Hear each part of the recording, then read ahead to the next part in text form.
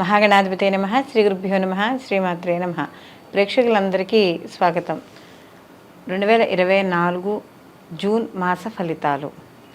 ద్వాదశ రాశుల వారికి నవగ్రహ సంచారాన్ని అనుసరించి శుభాశుభ ఫలితాలు ఏ విధంగా ఉంటాయి అనే విషయాన్ని మనం తెలుసుకుందాం. అలా తెలుసుకునే ముందుగా అసలు ఈ జూన్ మాసంలో గ్రహస్థితి ఎలా ఉంది, గ్రహాల యొక్క సంచారాన్ని బట్టి మిగతా ఈ ద్వాదశ రాశుల వారికి ఏ విధంగా ఉంటుందని తెలుసుకుంటే, రవి జూన్ 15వ తారీఖున మిథునంలోకి ఉదయం 7:30 ప్రవేశించడం అనేది జరుగుతుంది.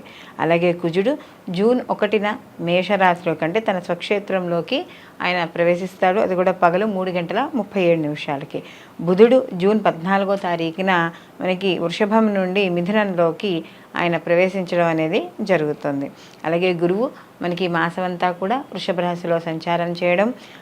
శుక్రుడు జూన్ 12వ తారీఖున సాయంకాలం 6:30 ఈయన కూడా మిథునంలోకి ప్రవేశించడం అనేది జరుగుతుంది.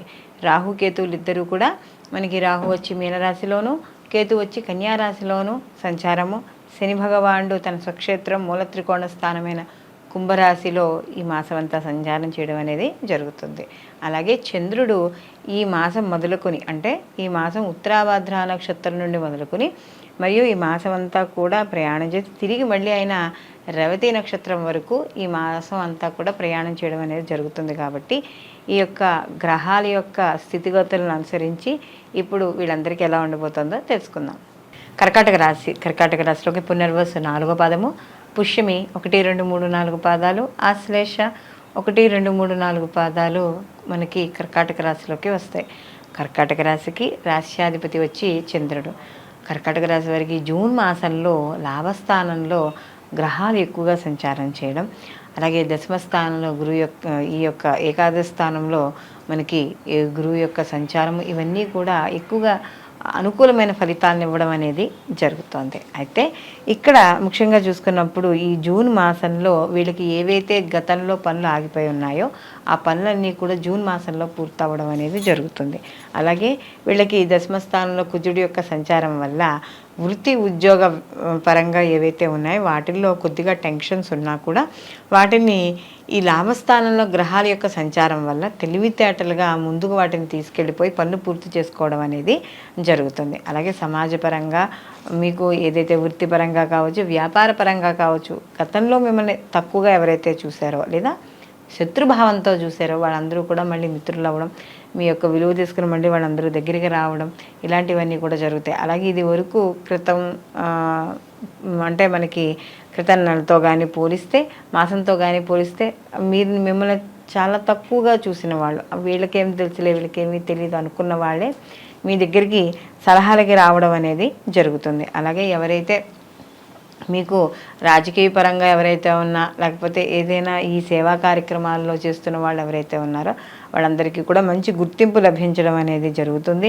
అలాగే మీకు వ్యాపారస్తులకి వ్యాపారాలు బాగుంటాయి, అనుకూలంగా ఉంటాయి, లాభాలు వస్తాయి. ఎవరైతే వ్యవసాయదారులు అంటే ధాన్యం పండించే వాళ్ళు ఎవరైతే ఉన్నాయో వాళ్ళకి ధాన్య వృద్ధి అనేది కలుగుతుంది, ధన వృద్ధి కూడా వీళ్ళకి కలగడం అనేది జరుగుతుంది. అయితే ప్రతి పనిని కూడా ఏదో ఒక రకంగానైనా సరే కంప్లీట్ చేయాలి, విజయం సాధించాలనే ఒక పట్టుదలతో ప్రతి పనిని పూర్తి చేయడం అనేది జరుగుతుంది. తద్వారా మీ యొక్క పెద్దల యొక్క అంటే వాళ్ళ యొక్క అభినందనలు, అలాగే మీ తోటి వారితో ఎవరైతే మీరు పనిచేస్తున్నారో వాళ్ళ యొక్క అభినందనలు పొందడం అనేది జరుగుతుంది. మొత్తం మీద ఈ రాశి వాళ్ళకి అంటే ఈ యొక్క కర్కాటక రాశిలో విద్యార్థులు ఎవరైతే ఉన్నారో వాళ్ళందరికీ కూడా అనుకూలంగా ఉంటుంది. గతంతో పోలిస్తే అంటే వీళ్ళకి ఇప్పుడు అష్టమ శని యొక్క ప్రభావం ఉన్నా కూడా వీళ్ళకి ఈ విద్యార్థులు గురువు యొక్క లాభస్థానంలో ఉండడం వల్ల చదువు మీద ఎక్కువగా శ్రద్ధ పెరగడం అనేది జరుగుతుంది. అంటే గత సంవత్సరము గత మాసములో కన్నా పోల్చుకుంటే మనం ఈ మాసంలో ఎక్కువగా విద్యార్థులకు కూడా అనుకూలంగా ఉంటుంది. అలాగే దూర విద్య, విదేశీ విద్య ఇలాంటివి ఏవైతే ఉన్నాయో వాళ్ళందరికీ కూడా అనుకూలంగా ఉండడం అనేది జరుగుతుంది. అలాగే గతంలో చిన్న గాయాలు కానీ ఏవైనా అయ్యి ఉంటే వాటికి అన్నింటికీ ఇక ఉపశమనం అనేది తొందరగా లభించడం అనేది జరుగుతుంది. అలాగే ఎవరైతే ఈ లాయర్లు, డాక్టర్లు ఎవరైతే ఉన్నారో వాళ్ళు మంచి సంపాదన అనేది ఖచ్చితంగా పెరగడం అనేది జరుగుతుంది.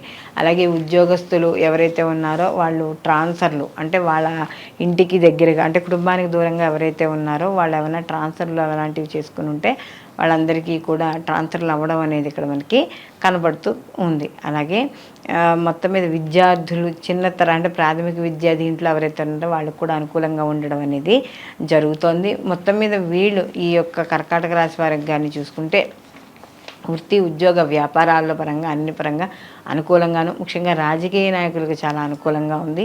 అలాగే ఈ ఏదైతే మనకి గ్రహాలు ఎక్కువగా కూడా లాభస్థానంలో సంచారం చేస్తున్నాయో అప్పుడు వీళ్ళకి కొంత అనుకూలమైన ఫలితాలు ఎక్కువగా గోచరించడం అనేది ఇక్కడ మనకి కనబడుతోంది. అలాగే ప్రతి పనిని కూడా చాలా విజయోత్సాహంతో విజయోకాంక్షతో ఇది మనం ఖచ్చితంగా నెగ్గుతాము అని చేసుకోవడం అనేది జరుగుతూ ఉంటుంది. అలాగే ఎవరైనా పెద్ద పెద్ద వ్యాపారస్తులు ఫ్యాక్టరీలు పెట్టిన వాళ్ళు వీళ్ళందరూ ఉంటే వాళ్ళకు కూడా అనుకూలమైన ఫలితాలు గోచరించడం అనేది ఈ యొక్క రాశి వాళ్ళలో మనకి కనబడుతూ ఉండడం అనేది జరుగుతోంది. అయితే ఇక్కడ ముఖ్యంగా ఈ మాసంలో గుర్తుపెట్టుకోవాల్సిన విషయం ఏంటంటే ఎవరిని నమ్మవద్దు, ఎవరిని మోసపోవద్దు.